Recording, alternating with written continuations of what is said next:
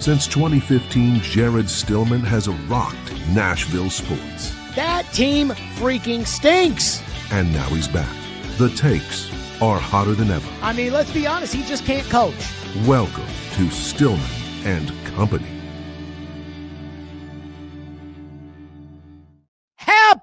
Happy Super Bowl 60 in the books. Stillman and Company here on the 440 Sports Network. On YouTube at Stillman & Co. Like and subscribe. Of course, we are presented by Hiller Plumbing, Heating, Cooling, and Electrical, and we are proud to be a part of the Believe Podcast Network. Again, we are getting you all lined up after Super Bowl 60. The final score, the Seattle Seahawks win by a final score of 29-13. Sam Darnold, 19 of 38, 202 yards, 1 touchdown, no interceptions. Kenneth Walker with 135. He was the game's MVP. We have a lot to unpack from the game, and I'm just going to tell you exactly what we're going to get into. We're going to get in the game itself. We're going to get into the fact that Sam Darnold just won the fucking Super Bowl. We're going to get into Mike Vrabel, because all I heard all week in San Francisco was how great the Great Mike Vrabel was. And I am going to fulfill a promise that I made to you all and to Mike Borgonzi. And this is an emergency podcast. This is a let's go. This is a, and I would like to know in the chat, leave it to me, how you took in this Super Bowl. Were you at a party? Did you watch it at home? How did it feel watching Vrabel out there? How did it feel watching Sam out there? Did you think about this show when you went out there and you were watching it? Again, just go ahead, leave a comment there, like and subscribe, as we always say. Okay, first though, I do want to tell you about Hiller Plumbing, Heating, Cooling, and Electrical. They are the proud presenting sponsor of this program. They've been in business since 1990. They are family-owned and operated with 100% satisfaction. Of happy you'll be here, the service is free. If a customer is not pleased with the work performed, Hiller will make it right. Learn more at happyhiller.com. Professional, experienced, trustworthy technicians who come into your home and leave it clean and better than they found it. I know this because I use Hiller at my home. Care is their core value, and they believe that when you care about others, others will take care of you. And that's why I absolutely love Hiller Plumbing, Heating, Cooling, and Electrical, proud supporters of the National Predators, the Vanderbilt Commodores, and the Tennessee Volunteers. That's Hiller. Call the Have Face Truck today. Okay. So, first off, I'm going to start with the promise that I made to Mike Borgonzi and I made to you people. And the promise was this. I said to Mike Borgonzi, because Mike Borgonzi knows that I lobbied hard for Sam Darnold. He knows it. Chad Brinker knows it. It wouldn't surprise me if Amy knows it. Everybody in that building knows that I wanted Sam Darnold to be the next quarterback of the Tennessee Titans. And I said to Mike Borgonzi, when he had his end of the season press conference, Seattle had just claimed the 1 seed. They had gone on the road to San Francisco and the same building they were going to win the Super Bowl in. And I said to Mike Borgonzi, how about Sam Darnold now? And the one thing I promised Mike Borgonzi, I said, if Sam Darnold wins the Super Bowl, I am going to be insufferable. And let me say this, I am a man of my word, because I am going to be insufferable. Sam Darnold, I was sitting there watching the game today, and as I was sitting there, I was like, before kickoff and everything, I started to get a little nervous. Remember, I've been telling you guys about Sam Darnold for years. Every time Sam Darnold won a game this season, I would come on, I told you guys. And then I go on Boston radio and I crap all over Vrabel. And Barstool Sports is writing a story about how my 2006 Bears take was the stupidest thing that came out of the Super Bowl, which, by the way, let me say this. The 2006 Bears are owed an apology. Barstool Sports. Like, I respect the game, Barstool, and I respect Jerry Thornton, who wrote the article and everything. I respect them. But let's not kid ourselves.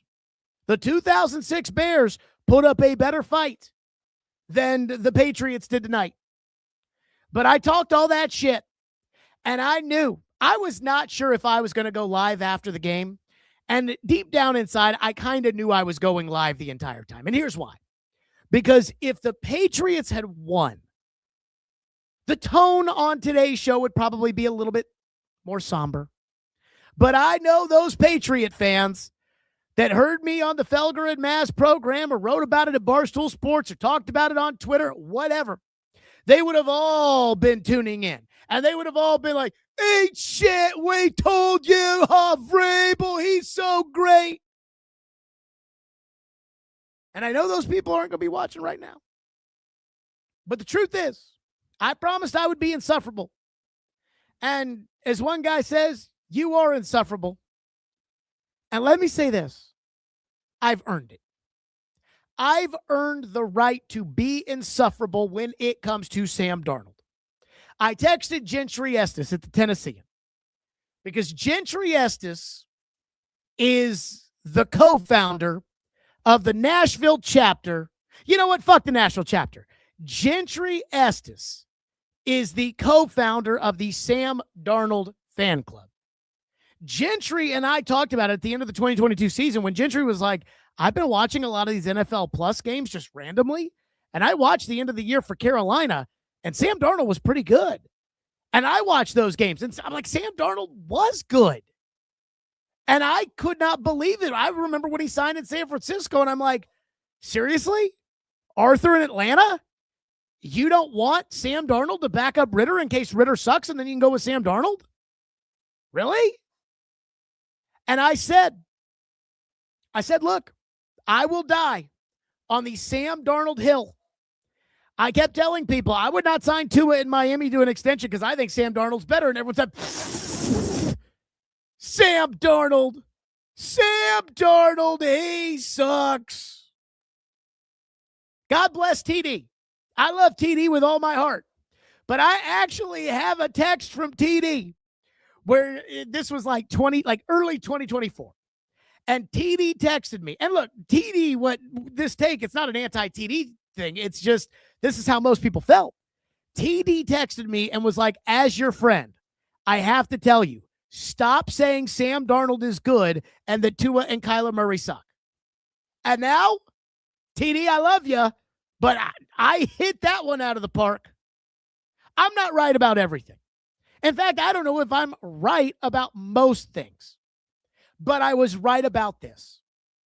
And I was right about this when he went to Minnesota, and I said he's going to get a shot to play quarterback, and I'm going to live and die on that hill. And he won 14 fucking games. And then I was like, well, I think Minnesota's going to tag him because he won 14 games. And then it was like, well, maybe Minnesota won't tag him. And I'm like, Titans, go get him. And I thought the Titans were going to get him because Mike Borgonzi got to the press conference and he talked about how when we were in Kansas City, Alex Smith stabilized the quarterback position. And once Alex Smith stabilized the quarterback position, we were able to build the team up, and then we were able to go get Patrick, and we were able to be blah, blah, blah, blah, blah. And I'm like, this guy is the Alex Smith out there. Let me say this. I didn't think Sam Darnold, when I spent all off season last year pounding the table for Sam Darnold, I did not think Sam Darnold would be holding up the Vince Lombardi trophy on February 8th of 2026. I did not think that. I thought Sam Darnold was a good quarterback.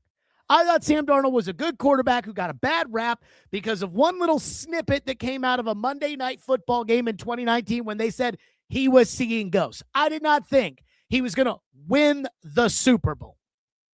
And yet here we are. And I was pounding the table, and I thought they were going to do it because I thought the way they were going to say, hey, let's bring in Sam Darnold to stabilize the quarterback. Let him be your Alex Smith. Everybody told me going into the draft process that this entire quarterback class sucked, and that included Cam. And then once the draft talk started getting, then all of a sudden Cam became this superhero that I don't even think played for Miami. And Cam won 3 games this year. So you can say whatever you want about how great Cam is going to be, and maybe you're right. The same way that I was right about Sam Darnold. But right now, you can't say that. Right now, you've got a quarterback won 3 games. Right now, you fired a coach. Right now, Mike Borgonzi, let's not kid ourselves, he's on the hot seat. So, I am going to be insufferable because I got that one right. And because, again, Gentry Estes was right there with me, this dude played well in 2022. I saw Kalen Kaler's story, and I have been on Kalen Kaler's ass. I think we talked about this when we had her on the show last week in San Francisco. But I have been on Kalen Kaler's ass about how you got to write the Sam Darnold redemption piece. And it has already dropped at ESPN.com. I have not read through it because it dropped as soon as the game was over.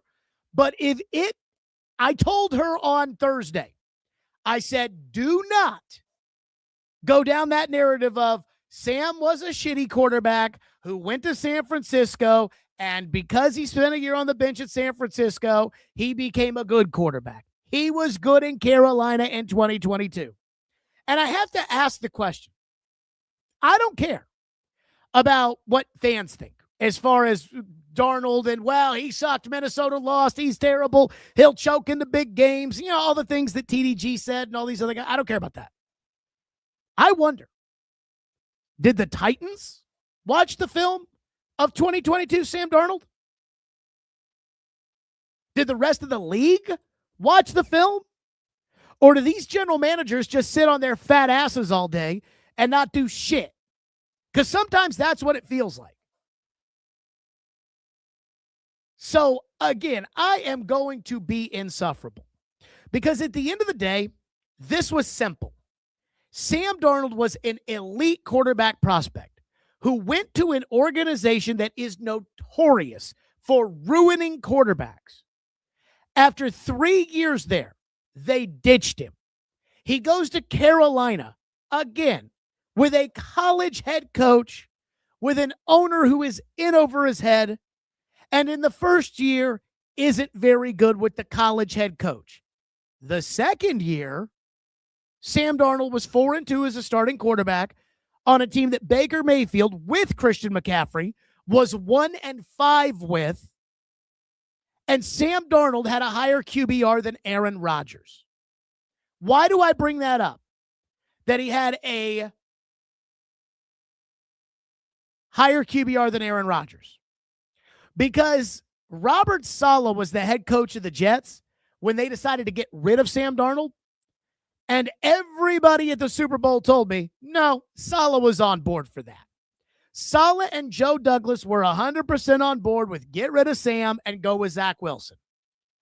In 2023, the New York Jets lended their organization to Aaron Rodgers, who, again, in 2022, had a lower QBR than Sam Darnold did with the Carolina Panthers. But I guess they didn't watch tape. I guess they just got all caught up in the whole, oh my God, Sam Darnold sucks. Oh my God, this is the great Aaron Rodgers coming to save New York. Again, the narratives, that's what stupid teams do. That's why the Titans drafted Cam Ward, because they decided that, you know what, he's going to be our Caleb Williams. Well, apparently nobody says he's as talented as Caleb Williams. That's okay. We're going to talk it into existence. And so I am going to be insufferable. I told somebody with the Titans last week, I said, I think, even though I can't look at a defensive tackle's butt and tell you, well, he's really a 5 technique as opposed to a 9 technique. And what we may have to do is he may have to gain 10 pounds and go to that. I can't do that, which is what scouts can do, which is what, again. But I think I'd be a better general manager than the Titans had this year because I would have the 14-win Super Bowl winning quarterback. And you have a 3-win quarterback. And before you tell me that Sam wouldn't have won the Super Bowl with the Titans, I'll concede that. They would not have won the Super Bowl. But it's not like quarterback is responsible for 2 games on the schedule. Quarterback wins you a lot of games over the course of the year. Well, Sam didn't play that well in the Super Bowl.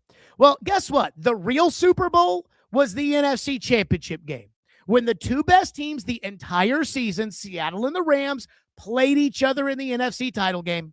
And Sam threw for 364 and 3 touchdowns. That was the real Super Bowl. Seattle had a C-plus game today and still wiped their asses with the Patriots. Would the Titans have won the Super Bowl with Sam Darnold as their quarterback? No. But they wouldn't have been the worst team in the league. Because quarterback does matter that much. Look at Minnesota. The general manager last year won 14 games. The head coach was coach of the year. This year, they won 9. The general manager got fired, and the coach is on the hot seat. So give me a break. So I am going to be insufferable when it comes to the Darnold thing. And the reason I'm going to be insufferable is because so many of you people told me that I was stupid. So many of you people told me that Sam Darnold sucked. So many of you people still think that Cam Ward is better than Sam Darnold. And I just think it's a joke. And I think if you're being intellectually honest with yourself, you know. Jared may be stupid. Jared may be loud. Jared may be crazy. But Jared got that one right. I heard Don Davenport this week at the Super Bowl talking shit. Called me hot take guy. Which, look, I get it. Like, I'm not, hot take guy. I mean, at least I actually, talk about interesting shit. But when I heard that, I thought to myself, am I really a hot take guy? I think what I really is a loud take guy. I have a very strong opinion. I just beat it into the ground. Because the truth is, when it comes to sports talk, and really, people want to talk about the same thing over and over and over and over and over and over again. And so I beat the Sam Darnold thing into the ground. But I beat it into the ground not because it was a hot take. I beat it into the ground because I believed it. Now, let me ask you this. Was it a hot take? He just won the fucking Super Bowl. You know what's a hot take? Well, Jared, Cam is going to be Mahomes. That's a hot take. Again, based on what? You wanting it to happen? So when you say hot take guy, what was the hot take? That I wanted Rand Carthon fired after 1 year because I knew he was incompetent? That Brian Callahan's Pee Wee program wasn't going to work? Give me a break. Give me a break. I would prefer to be known now as loud take guy. Because I think my takes are pretty decent. They're just loud. And I understand that loud sometimes is obnoxious. And I understand that the first 18 minutes of this show have been obnoxious.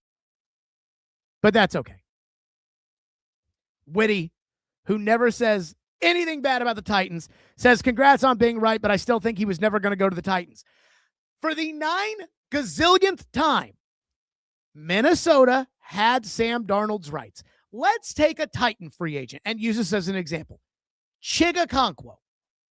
Chigakonkwo is set to be a free agent on March 13th or whatever day it is. The Tennessee Titans can use the franchise tag on Chigakonkwo. I don't think they're going to do it, but they could use the franchise tag on Chigakonkwo and thus control his rights. And if they use the tag on Chigakonkwo and somebody else really wanted Chigakonkwo, they could then trade Chigakonkwo. Minnesota wanted to use the tag on Sam Darnold and then trade his rights because they wanted to get something in return. Now, in order to have that happen, somebody has to want Sam Darnold and desperately want Sam Darnold. Well, you know who desperately wanted Sam Darnold? Me. So I would have traded with Minnesota on a $40 million tag. I would have offered Sam $164 over 4 years. It's all well documented. Just go to Twitter and search it. I would have offered him a deal that would have guaranteed him $80+ million and would have essentially guaranteed him the third year too. Because I was all in. I mean, Mike Mayock came on the show, and I didn't have all day with him to yell at him about this, so I pushed back a little bit. But Mike Mayock was like, you don't know that he would have wanted to go to the Titans. I'm like, Mike, you were a fucking GM. You know how this works. I call Minnesota. I say I want him. Tag him. We'll trade. Unbelievable. So stop telling me he didn't want to come here. Also, I talked to his people. He wanted to come here. Joe Rexrode's like, well, his people were probably just saying that. Again, I don't know what his people were. His people said he wanted to be here last offseason. So make of it what you will. So that's first thing. The second thing, the great Mike Vrabel. Let me say this. Is Mike Vrabel a good coach? Yeah, Mike Vrabel's a good coach. And I have never argued that Mike Vrabel was a bad coach. At one point, I thought Vrabel, after the 2021 season, was the best coach in the NFL. That was the year that they had 90 players, and they had all those guys on IR, and they ended up with the number 1 seed, and I really thought it was Vrabel, Shanahan, and Sean McVay, kind of in a class of their own. And then, after Ryan Tannehill regressed and threw 3 interceptions in the Cincinnati Bengals game, Mike Vrabel didn't change anything. Todd Downing returned. Keith Carter returned. It was all the same. And then the next year, the Titans lost 7 games in a row to end the season, but you can't blame Vrabel for that. And I don't really blame Vrabel for that either, because I still think Amy going Leroy Jenkins and firing J-Rob after A.J. Brown spanked the goalpost, which, by the way, had a nice little convo with AJ at the Super Bowl. Maybe I'll talk about that on tomorrow's show. When I get AJ. So I don't blame Vrabel for the 7 losses, but it did happen. Like, they did lose to the Houston Texans, who were god-awful at home in a game with Malik Willis at quarterback. The next year, Vrabel and Rand Carthon, shotgun marriage. I know Rand's a moron. I don't hold that against Vrabel, but the best they could do was Arden Key and Andre Dillard. Tim Kelly is offensive coordinator. Jason Hodling is offensive line coach. They lost a game. Everybody seems to forget about this. They lost a game to the Houston Texans at home, in which Case Keenum started at quarterback, and half of the Texans starters were out. And the Titans still lost. And so, when it was time for Vrabel to go, I didn't have a problem with Vrabel going. And I have a hard time believing that the Titans would be in the Super Bowl with Will Levis at quarterback and Tim Kelly as the offensive coordinator. But I always believe Vrabel is a good coach. I've always believed that Mike Vrabel can motivate his players unlike anybody else in the NFL. I have always believed that Mike Vrabel is a tireless worker and that Mike Vrabel will read the rule book inside and out. And Vrabel's got a personality that can connect with a lot of people. But there are a lot of coaches that can do that. There are a lot of good coaches in the NFL right now and in the history of the NFL. And yet, for some reason, the media and everybody else, they seem to treat Mike Vrabel like some sort of sacred cow. And tonight is a great example of that, because I don't see anybody giving Vrabel any blame for what happened tonight. They didn't score a point in the first 3 quarters of the game. All of their points came in garbage time. They couldn't protect the quarterback. They have a guard playing left tackle whom they drafted with the 4th overall pick. That's got to be on Vrabel, right?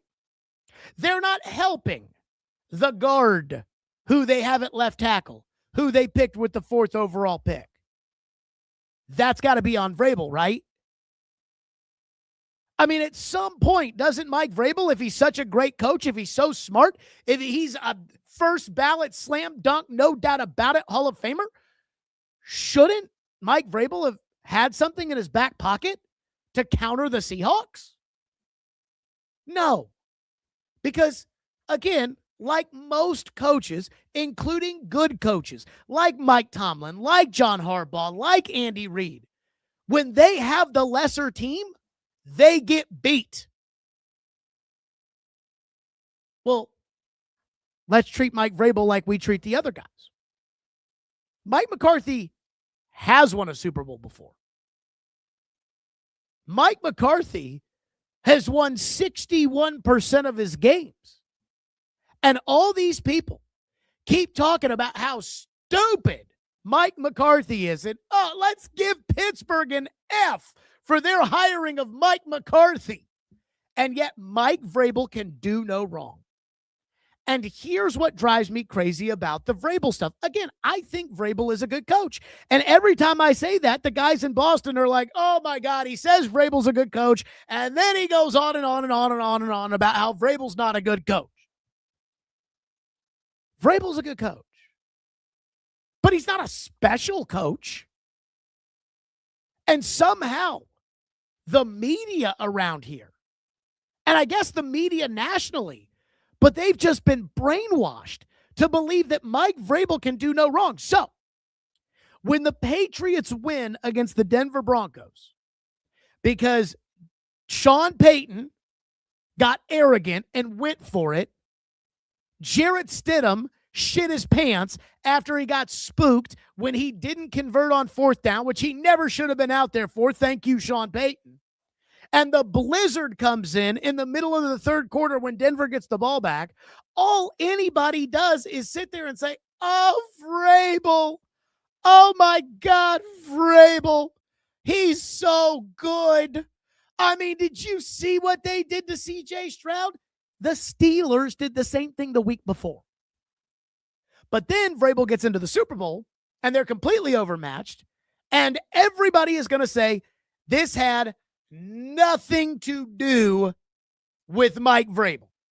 It's not Vrabel's fault they lost. Why didn't Vrabel challenge the pass on the sideline to Cooper Kupp? By the way, I know the answer to this. The Titans in 2019 played the Chargers, and there was a ball on the sideline that Mike Vrabel challenged. It was a throw to Keenan Allen. They reviewed the play, and they ruled that it was a catch. And the next day, Vrabel at the press conference said, you know what? I knew better than that. Talking about challenging the Keenan Allen catch. He goes, because when I was in Houston, we had DeAndre Hopkins, and I don't know how he did it, but there would be plays on the sideline that I would think there is no way DeAndre Hopkins caught that ball, and I'll be damned, DeAndre Hopkins caught the ball. So early in the game, Cooper Kupp has that catch on the sideline, and Cooper Kupp, I don't think caught the ball.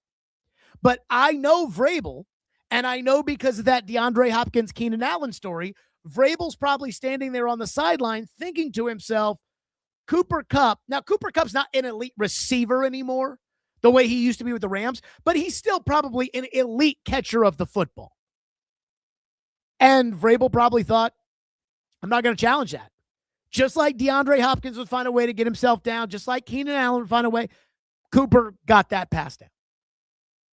And then every time we hear about how great Vrabel is, we hear about how smart Stretch is. Like, oh my God, Stretch. He's the key behind it all. Where was Stretch to tell Vrabel to challenge it on the first drive of the game? 3-point Seattle. Where the fuck was Stretch when Vrabel, down by 19, scores a touchdown with 10 minutes to go in the game? Again, this has been a defensive struggle. You're down by 19 points. You score a touchdown. You can make this a 2-possession game, but you have to go for 2. And with 10 minutes to go in a defensive struggle, there are plenty of possessions left. Vrabel absolutely has to go for 2. Where was Stretch? Saying, Mike, go for 2. Go for 2. Think about this. If it is 19-8, and you now are down by 11 points, you at this point now just need one thing to break your way. Just like when Jarrett Stidham, right before the end of the half in the AFC title game, just gifted the Patriots the ball on something like the 6-yard line. The 6-yard line. That's all you need. Botch snap. Fumbled handoff. Ball tipped in the air, intercepted. That's all you need. Now, all of a sudden, you've got the momentum and you score. There was 10 minutes to go in the game. That was terrible coaching. That was Horrible coaching from Mike Vrabel. Horrible. Inexcusably bad. And yet, nobody's going to say anything about it, are they? Nope. Vrabel did the best he could. I'll tell you, Coach Vrabel, and they are looking nothing but up here in New England. You know, Vrabel's second year with the Titans, they got to the AFC title game. They never got back. And I don't know if New England will get back or not. I still think Vrabel's a good coach. I think Vrabel is a coach with a shelf life. That Vrabel comes in right away and everyone's like, all right, straighten up and fly right because Vrabel's here. Again, he does have that presence to him. I think after a couple of years, some of the guys look at it and say, okay, that's enough of this asshole. Kind of similar to Bill Parcells. And I'm not saying Vrabel did a bad job tonight, but I'm just talking about how difficult it is for me to take this seriously when every time the Patriots win, Vrabel gets all the credit. And every time the Patriots lose, Vrabel gets no blame. And that is exactly what happened here. Every time the Titans won, Vrabel got all the credit. And every time the Titans lost, Vrabel got 0% of the blame. Mike Vrabel got 0% of the blame for the 7-game losing streak at the end of the 2022 season. Mike Vrabel got 0% of the blame for the 6-11 season in 2023. And I don't like doing this because when you do this, you are assuming things that you have no idea are true or not. But I have a hard time believing with Will Levis at quarterback and Tim Kelly as the offensive coordinator and Rand Carthon as the general manager that 2024 would have been any different. And after 3 straight losing seasons, wouldn't you have had to fire the coach anyways?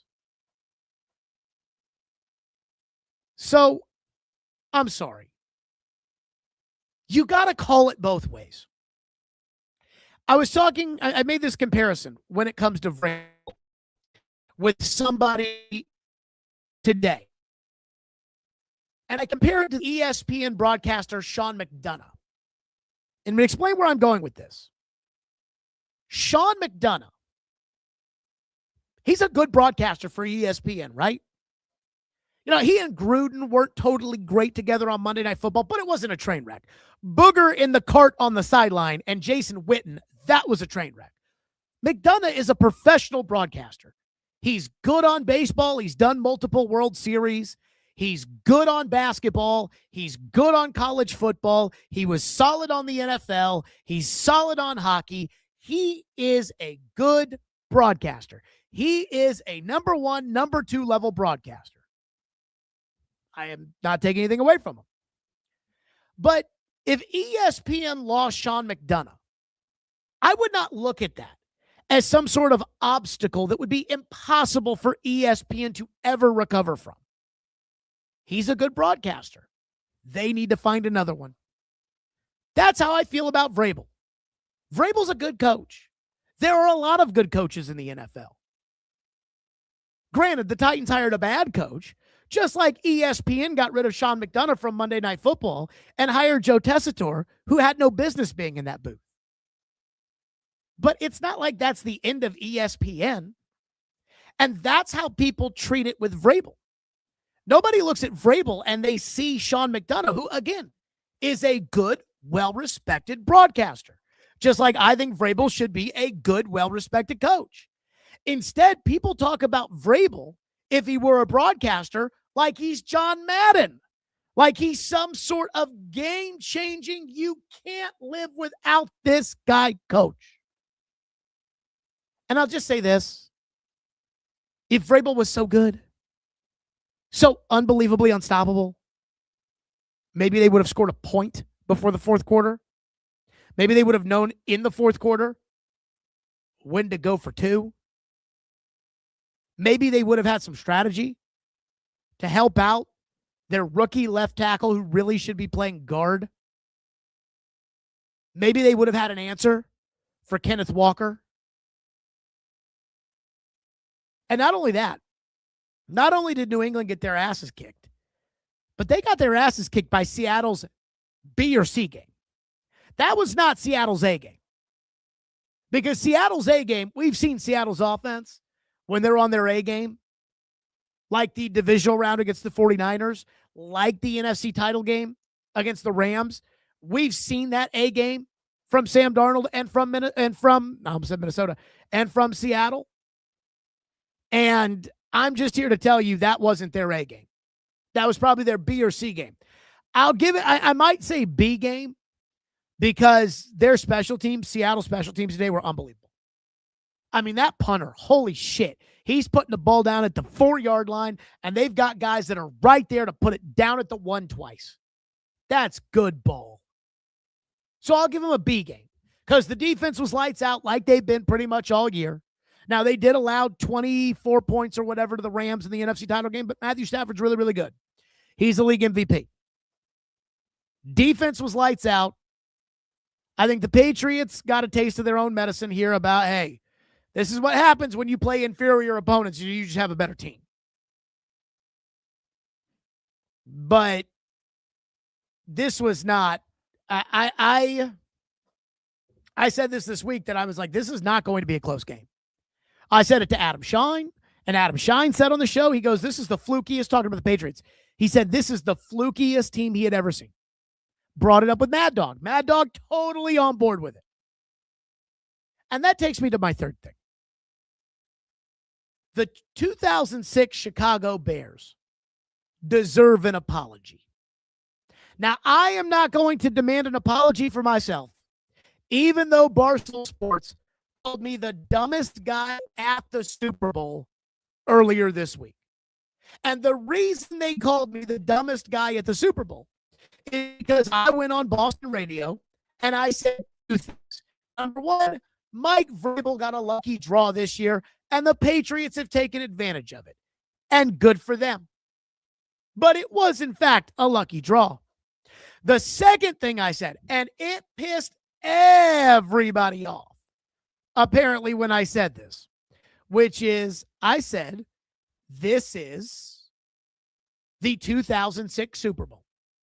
That this Patriots team was like the 2006 Chicago Bears, because the Super Bowl that year was played in the RCA Dome when Peyton Manning and the Colts overcame a 21-point deficit to beat Tom Brady and the New England Patriots. And everybody knows that. That does happen from time to time where the Super Bowl is played before the actual Super Bowl game. I would argue the Titans and Ravens in 2000, that was the Super Bowl. Whoever won that game was going to hoist the Lombardi Trophy. Whoever won in 2006 in the RCA Dome between the Colts and the Patriots was going to win the Super Bowl. And Indianapolis beat the Bears 29-17. And I said that this Patriots team is going to get their asses kicked, and they're the 2006 Bears. And the 2006 Bears were a solid team, but they weren't at the level of New England or Indianapolis. And it immediately turned into, that team had Rex Grossman at quarterback. That team was no good. That team finished second in points in the NFL. That team smoked Drew Brees in the NFC title game, not Jarrett Stidham in a blizzard. And in that Super Bowl, Rex Grossman was 20 of 28 for 165, 1 touchdown, and 2 picks. He had a quarterback rating of 68.3. Until garbage time kicked in for Drake May and the Patriots, Drake May had a quarterback rating of 65. He ended the game with a quarterback rating of 79 because Drake threw for a bunch of yards in the fourth quarter when Seattle was in the prevent defense. But Drake threw 2 picks too. Drake played a very similar game to that of Rex Grossman. In fact, Rex Grossman in that Super Bowl had a QBR of 30. Drake May had a QBR tonight of 16.3. In fact, the final score of that Colts-Bears Super Bowl was 29-17. The final score of this Super Bowl, 29-13. Now, I don't need an apology from all those Boston sports fans that talked about my double chins and called me fat all week. That's fine. I'm a big boy. But I think the 2006 Chicago Bears deserve an apology. I think Rex Grossman and Lovie Smith and that really good Chicago defense, I think they deserve an apology because they actually played better in the Super Bowl, if that's possible, than this New England Patriot team played against the Seahawks team. And I think Patriot fans need to suck it up. And look, I'm not taking away your AFC championship.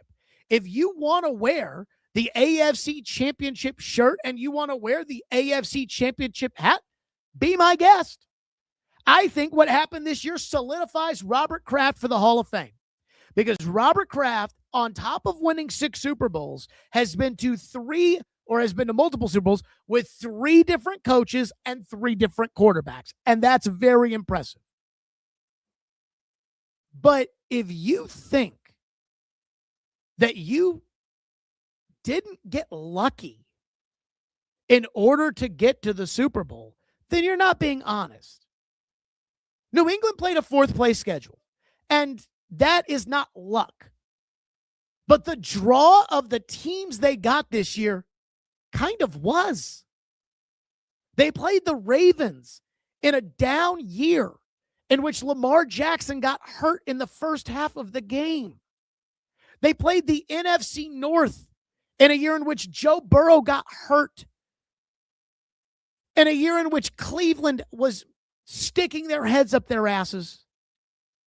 They played the NFC South, which had one playoff team by default who wasn't very good.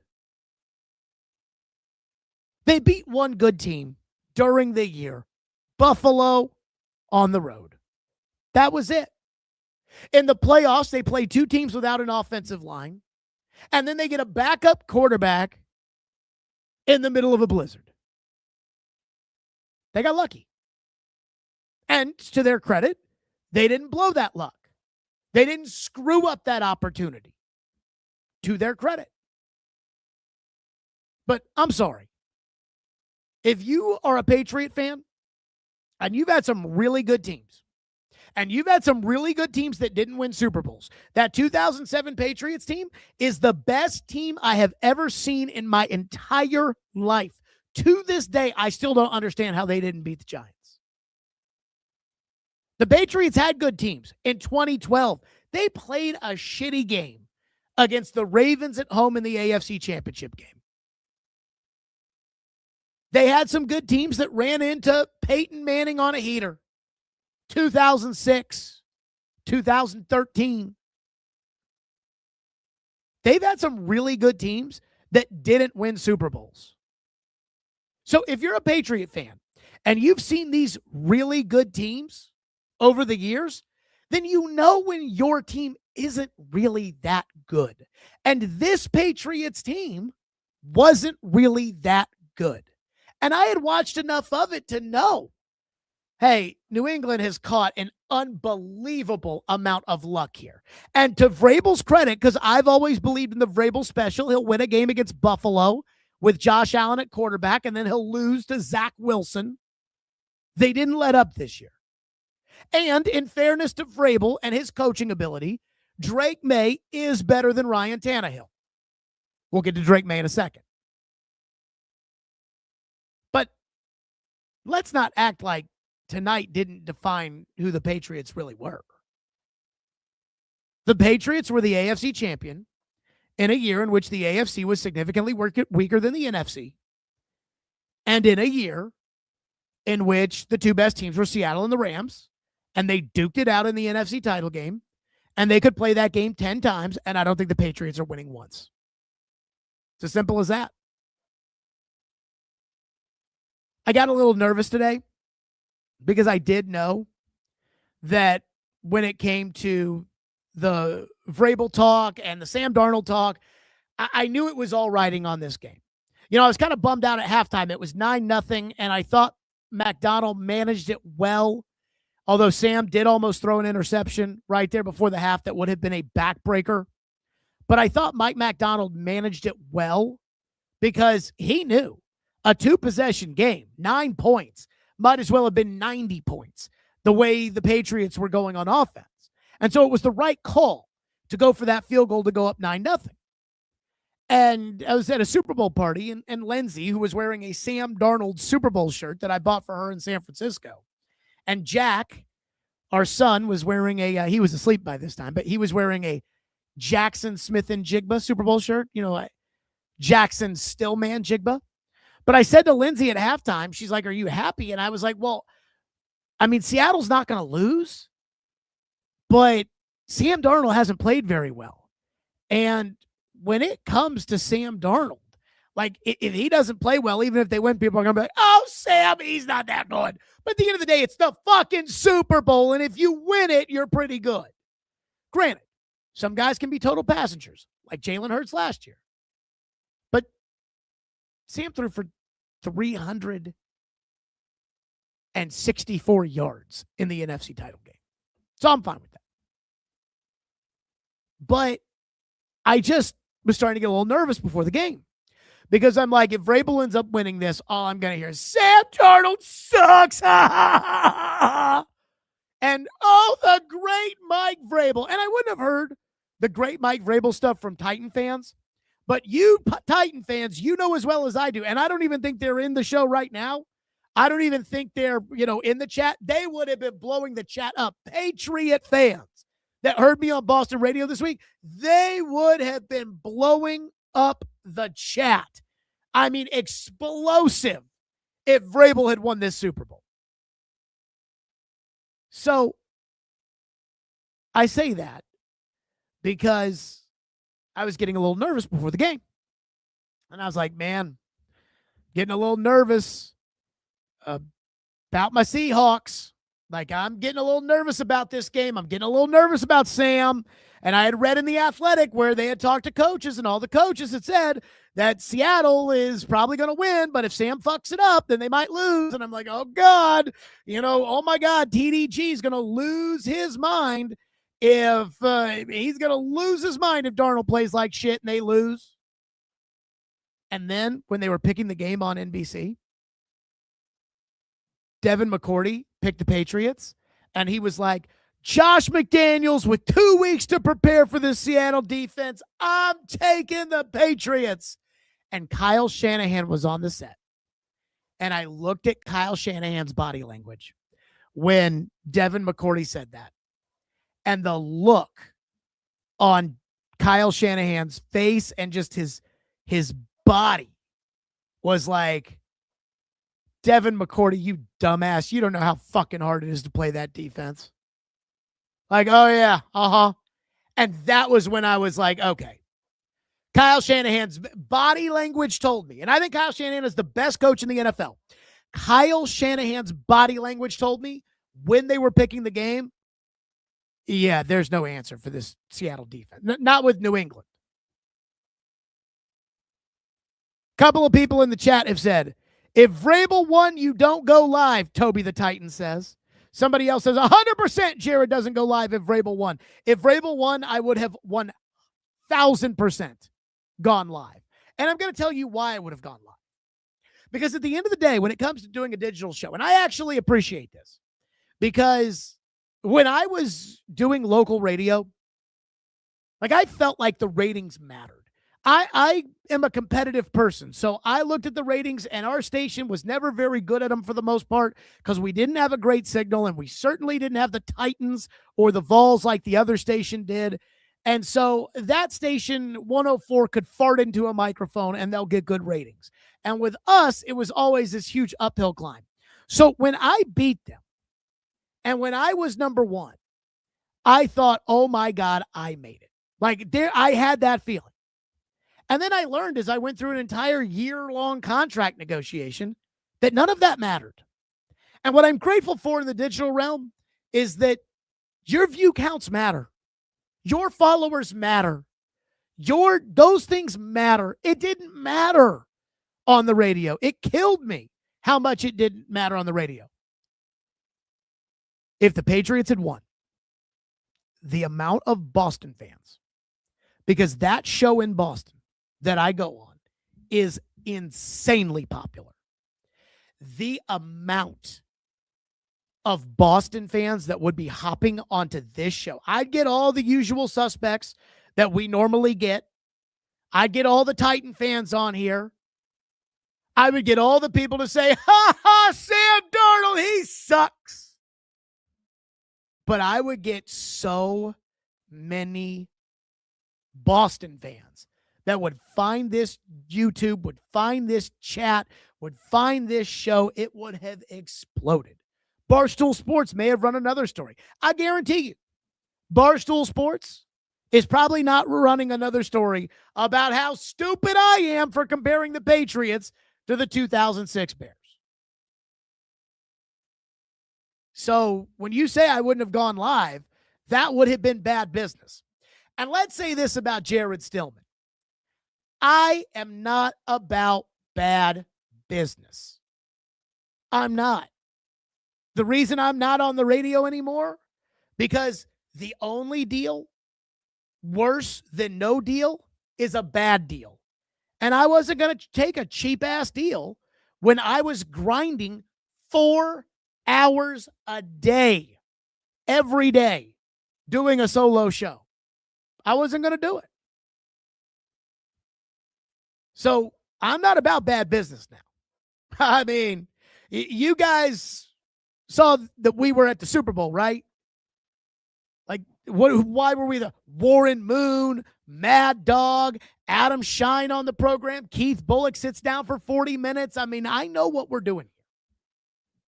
And I'm telling you that if this had been a Vrabel victory, which, again, they could have played 20 times and it wouldn't have happened because the Seahawks are so much better.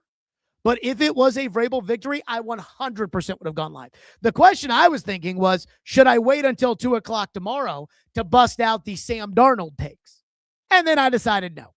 But New England fans today, they're all sick to their stomach. They don't want to hear what I have to say. I'm probably the last person that they want to hear from.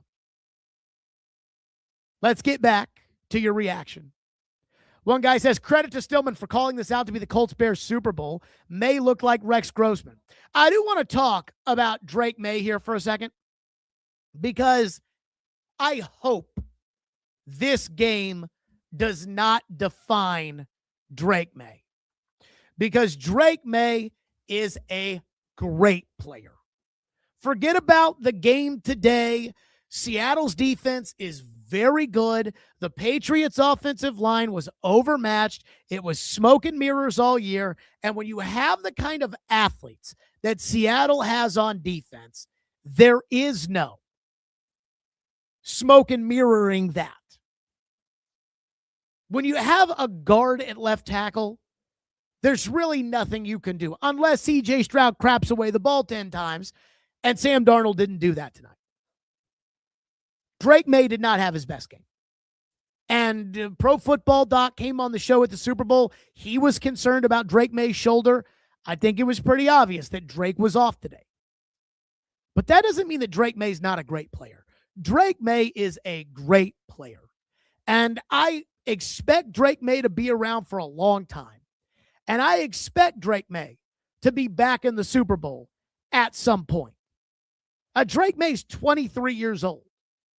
John Elway made it to the Super Bowl when he was 26. And in those Super Bowls, John Elway, early in his career, got his ass kicked. Now, that doesn't mean that John Elway is a bad quarterback, because John Elway was not a bad quarterback. John Elway is one of the greatest quarterbacks who ever lived. But John Elway certainly had a ways to go. Again, John Elway lost 39-20 in his first Super Bowl. I mean, it's actually pretty crazy. John Elway lost 39-20 in his first Super Bowl. He lost 42-10 in his second Super Bowl. And he lost 55-10 in his third Super Bowl. I hope that this game does not define Drake May. But I also am afraid that it will. Because Sam Darnold is, I think, a great example of where one game, one moment defines your career for years. It was 7 years ago that Sam Darnold said on a Monday Night Football broadcast, his second year in the league. I believe he was 22 years old. And he said on a Monday night broadcast in which he was mic'd up in which somebody from NFL Films absolutely fucked up because this should have never made it on the air. But Sam Darnold said, it's like I'm seeing ghosts out there. And for the last 7 years, all anybody has ever said about Sam Darnold is, he was seeing ghosts. Sam wins 14 games last year. They have the last game of the year, doesn't go well. They lose the game against the Rams, and it's up. Sam was seeing ghosts, and now nobody wants him. Tom Brady didn't want him. The worst team in the league didn't want Sam Darnold. He's seeing ghosts. And because of that, everybody just thinks he sucks. And that's what sucks about this league. And the way people end up throwing just a total blanket over your reputation because of a moment like that on national TV. So I am hopeful that this is not what Drake May's career becomes about. Because I think Drake May is a great player. And I think Drake May is going to be a great player. When I watch Drake May and I try to comp him in my head to a quarterback, the quarterback I comp him to is Aaron Rodgers. Now, Aaron was probably a better passer on the move than Drake. Drake is a better scrambler than Aaron, but they both have the size. They both have the accuracy. They both have the release. They have a strong enough arm to really cut it through that tough weather in Green Bay and New England. And again, I think Drake was hurt a little bit, but that would be the player I'd comp him to. So I'm just saying, when it comes to Drake May, I'm giving Drake, I'm not saying pass. Like, this game happened, but I don't think it defines who Drake May is. I think Drake May is really good. And I hope he ends up getting one. Toby says he may not see a Super Bowl again, but he's going to be really good. The Pats are a championship organization. I agree with that. You know, I listened to that Felger and Maz show that I went on, and they crap on Robert Kraft a lot. And I thought it was obvious to me when I was on that program. And Felger made a comment about Kraft, and I talked about spending the money. And Felger was like, why does Kraft deserve credit for... Dude, Robert Kraft, as an owner, I don't know what else there is to do. I mean, Robert Kraft has been to what? They won 6 Super Bowls with Brady. I believe they lost 3. The 2 against the Giants and the Eagles. So that's 9. Plus Parcells with Bledsoe, that's 10. Plus this one, he's been to 11 Super Bowls. He's won 6 Super Bowls as an owner in the NFL. He orchestrated the trade for Bill Belichick. You can bitch about it all you want, but guess what? That was a ballsy move. He allowed Bill Belichick to go with Tom Brady over Drew Bledsoe. That was a ballsy move. That is about the owner. He's been to 11 Super Bowls with 3 head coaches and 3 different quarterbacks. He was instrumental in the television contracts this league has signed and in preventing a lockout before the 2011 season. I don't know what else Robert Kraft has to do to get into the Hall of Fame. So I would say that I agree with you, that I do believe that the Patriots are a championship organization. And I think there's a really good chance that Drake May will get back, and perhaps there's a really good chance Drake May will win.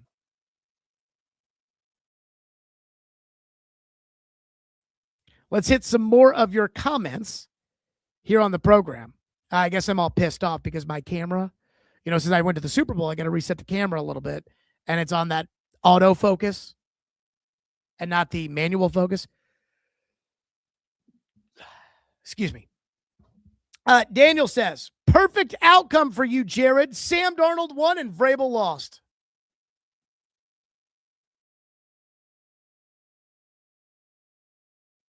Let me say this. That was the most important thing. If Vrabel had won, you people would have killed me. Especially the Boston people. They would have killed me. Would have killed me. And so, yes, that was the best result.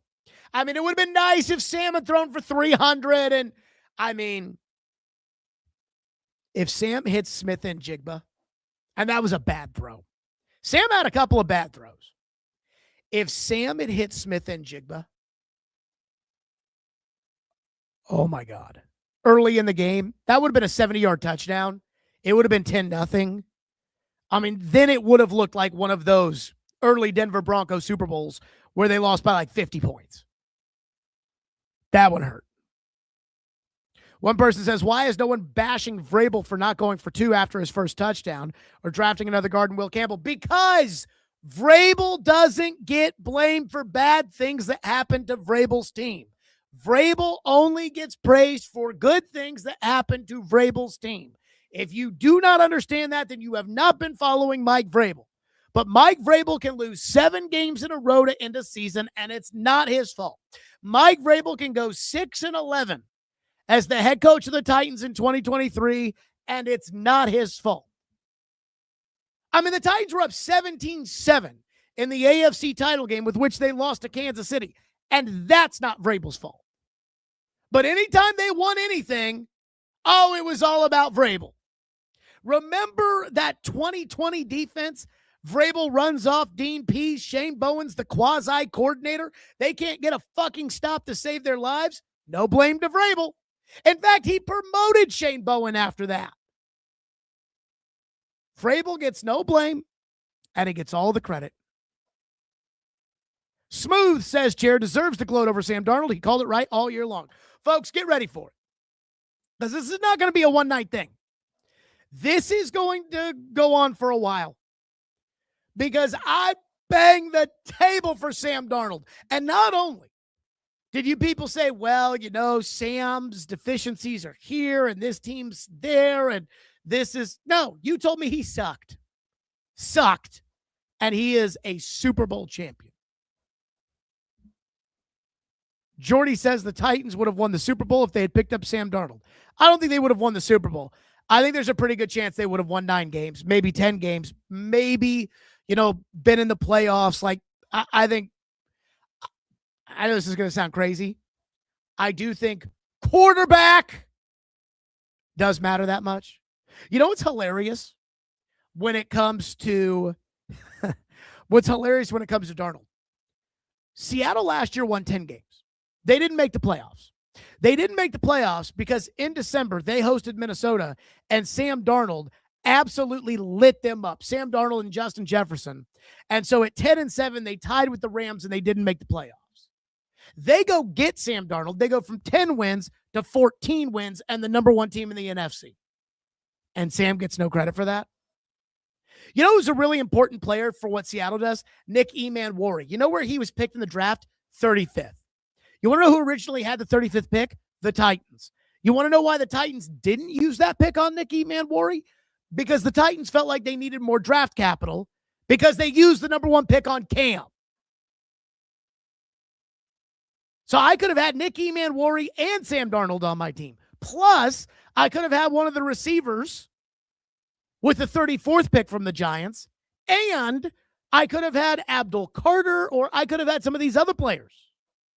But no. Sam sucks. Cam's Mahomes. Give me a break. Nick says, Jared used to glaze Vrabel on the radio, but now Vrabel is just a good coach that got lucky. First of all, my stance on Vrabel has not changed based on the radio or on a podcast on the radio. I was very clear at the end of the 2023 season. I thought they should fire Vrabel. I also thought they should fire Ran Carthon. And what was amazing was the discussion amongst Titans fans really had nothing to do with Vrabel, and it had everything to do with Ran Carthon, because when I said I'd fire both of them, everyone said, you're racist. Ran deserves a chance. I'm like, yeah, it's called This Year, and he's proven to me that he's incompetent, and he was. But I guess for Don Davenport, that's hot take guy. No, that's right take guy. I was just loud about it. I was just honest about it. I don't wear team gear and blow the coach when they come in there like 3HL did when Robert Saleh went in there. That's so embarrassing, by the way. Like cheerleading, like, yay, the coach. Embarrassing. Yay, the 20-36 coach. Hilarious. Oh, here goes. Cam actually looked good against the Seahawks defense. I'd argue Cam's best game was probably against the Seattle defense. Should we give Mike McCoy credit? I'm kidding. Whitty, Whitty, you listen to this show every day. You say Sam was never going to sign here. I've explained to you that with the franchise tag, Sam would not have had a choice unless he wanted to sit out of football, a la Le'Veon Bell. And I don't think he was going to do that. I don't understand why I have to keep explaining that. Sometimes I think you just don't want to do that. Nick said, Jared, you said on the radio, Vrabel might be the best coach in the NFL when the Titans are riding high. In 2021, I thought he, Shanahan, and McVay were up there. And I still think Vrabel's a good coach. I don't have the rankings in front of me, but I certainly think Vrabel's a good coach. I think Sean McDermott's a good coach. I think Mike McCarthy's a good coach. I think a lot of people are good coaches. I'll tell you who I think is a bad coach. I think Zach Taylor is a bad coach. I think Vrabel's better than that. I think there are a lot of good coaches in the NFL. I think Matt LaFleur is a good coach. But I'm not sitting here pining my nuts off for Matt LaFleur. I thought John Harbaugh was a good coach. But I don't think that the Giants all of a sudden are the greatest team ever because they got John Harbaugh. Vrabel got coach of the year. Okay. But Liam Cohen wasn't even really in the discussion? Jacksonville hadn't been shit for forever. What are we talking about here? Toby says, how does Cam do if the Titans are set up like the Seahawks? I don't know. He had a lower QBR than Geno Smith this year. And Geno Smith was the quarterback of the Seahawks last year. And Seattle didn't make the playoffs.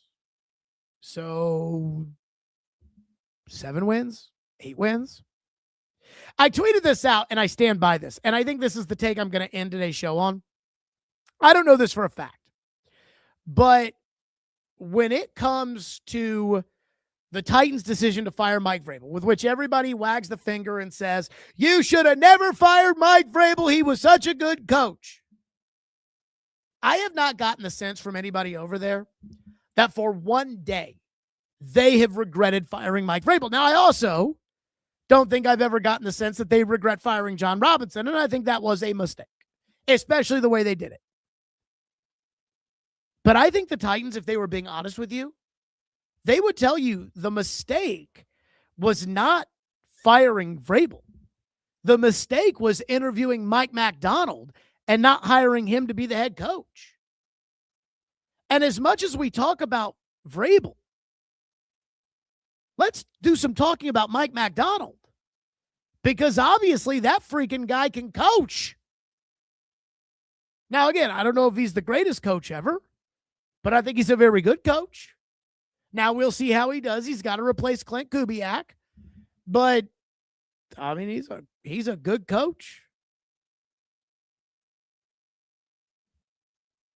Titans Forever 2 said, should Kirk Cousins come to the Titans since they passed on signing Sam Darnold? If Kirk Cousins was 28 years old the way Sam Darnold was 28 years old last year, I might have that discussion. At this point, the Titans are pot committed to Cam, and I just assume it be that way. Because the way things are now, and I know everyone's honeymooning the coach, but Robert Saleh is not going to get a super long rope. So the way I look at it is Borgonzi, Cam, and Saleh are in it together. And if they fail, they'll all be out. And if they succeed, good for them. But that's where I sit. Guys, great show. After the Super Bowl, congratulations to Sam Darnold. Congratulations, by the way, to the Seahawks. That's a really, really good team.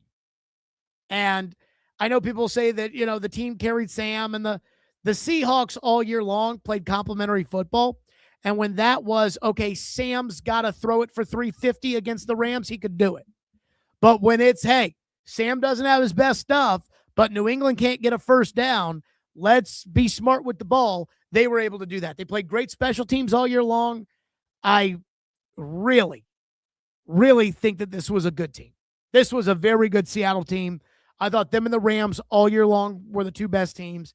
I thought Shanahan did the best he could in San Francisco. Chicago, nice on the come up. And this year was a weird year in the AFC. where outside of Josh Allen, Buffalo's entire team sucked. Mahomes got hurt. His team sucked anyways. Burrow got hurt. His defense sucked anyways. Lamar Jackson got hurt. His team wasn't very good. It was a weird year in the AFC. But congratulations to the Seahawks. And congratulations to Sam Darnold, who apparently wasn't good enough for the entire NFL at one point and is now a Super Bowl champion and truly earned it.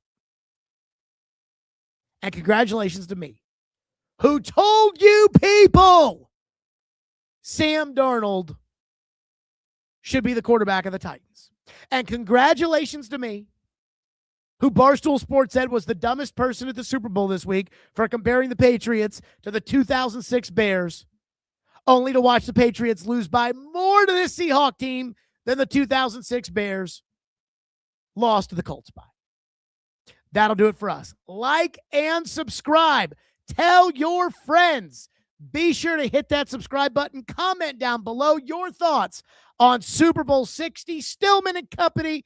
We should be live today or tomorrow or whenever the fuck it is at 2 o'clock. We shall see you then.